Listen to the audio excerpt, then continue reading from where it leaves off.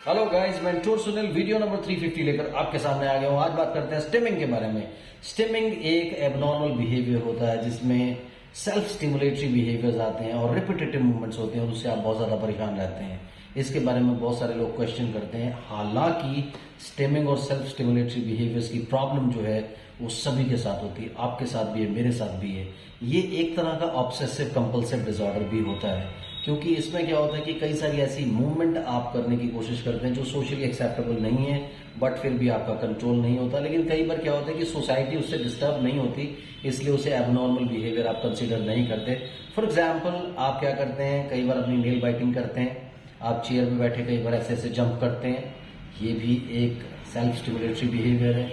उसके अलावा आप अपनी फिंगर्स को कड़क कड़क करने की कोशिश करते हैं, ये सेल्फ स्टिमुलेटरी बिहेवियर है। उसके अलावा आप क्या करते हैं, बार बार हाथ धोने की कोशिश करते हैं, उसके अलावा सीटी बजाने की कोशिश करते हैं। बहुत सारी ऐसी चीजें आती हैं जो नॉर्मल लोगों में भी होती हैं।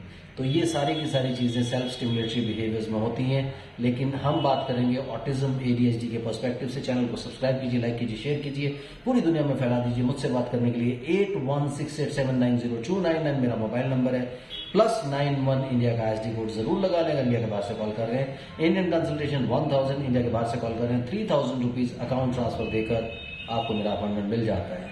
तो चलिए बात करते हैं सेल्फ स्टिमुलेटरी बिहेवियर या स्टिमिंग के बारे में। स्टिमिंग, कई लोग कहते हैं कि स्टिमिंग का मतलब होता है चीखना चिल्लाना। नहीं, खाली वो नहीं होता।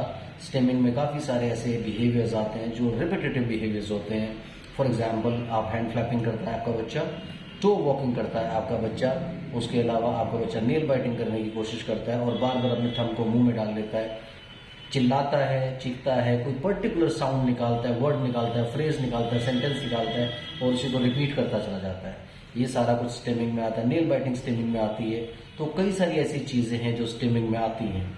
कई बार ये चीजें क्या होती है कि घर पर होती है, अगर बच्चा घर पर बैठा हो ऐसी कोई साउंड निकाल रहा है, सीटी बजा रहा है, डजंट मैटर। लेकिन कई बार वो क्या करता है, आप मॉल में गए हैं, बाहर गए हैं, सोशल सिचुएशन में गए हैं, वहां भी वो ये आवाजें निकालना शुरू कर देता है।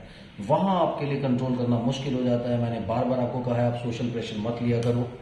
आपको क्या करना है, घर पर ही इसको मैनेज करना ताकि ये प्रॉब्लम बाहर तक जाए ही ना।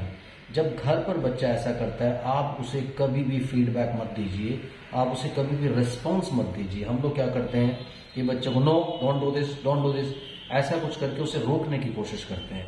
इसको कंट्रोल करने के दो तरीके होते हैं। एक बड़ा तरीका तो ये होता है कि आप इग्नोर करके साइड से निकल जाए, आप उसे रोके टोके नहीं।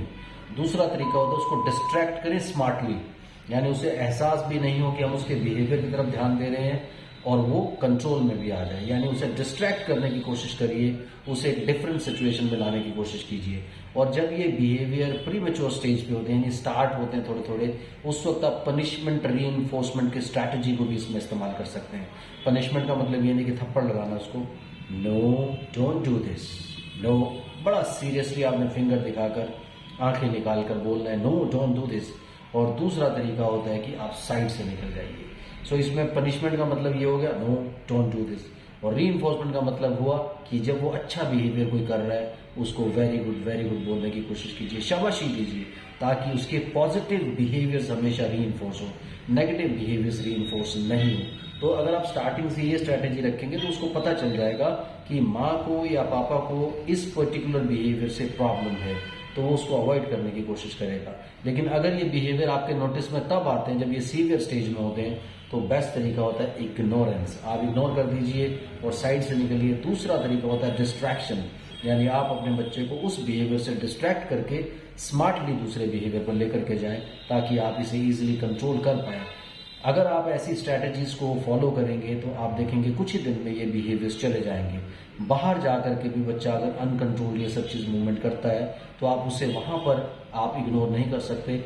इसलिए घर पर अगर आप इन सब चीजों को कंट्रोल करने की कोशिश करेंगे तो ये चीजें बाहर नहीं होंगी। लेकिन अगर बाहर होती भी हैं तो आप लोगों से मत डरिए कि लोग क्या कहेंगे। आप प्रेशर मत लीजिए, बच्चे को जैसे आप हैंडल करना चाहिए वहां जरूर आप उसको हैंडल करने की कोशिश करें। वहां पर आप जरूर स्ट्रांगली उसे रोकने की कोशिश करें, लोगों से बिना डरे, ताकि आपका बच्चा वहां सोशल सिचुएशन में भी कंट्रोल करना सीखे। उसको एक सेट ऑफ बिहेवियर समझ में आए कि मैं जब बाहर जाता हूँ तो मेरा बिहेव करने का तरीका ये होना चाहिए। वो स्टार्टिंग से आपको ट्रेनिंग देना होगा। बच्चे को बाहर ले जाना अवॉइड मत कीजिए, ज़्यादा से ज़्यादा ले जाइए। मैंने एक वीडियो में पहले भी बोला था, ज़्यादा से ज़्यादा ले जाइए। और जब वो इस तरह के बिहेवियर शो करता है, थ्रो करता है, उस टाइम पे आप ध्यान रखिए कि बच्चे को ज़रूर आप वहाँ पर पनिशमेंट रीइंफोर्समेंट की टेक्निक को अपना करके सप्रेस करने की कोशिश कीजिए, ताकि बच्चा जल्दी से जल्दी इन बिहेवियर से बाहर निकलने की कोशिश करे और वो ये समझ जाए कि पेरेंट्स को ये बिल्कुल पसंद नहीं है। Thank you very much, bye bye.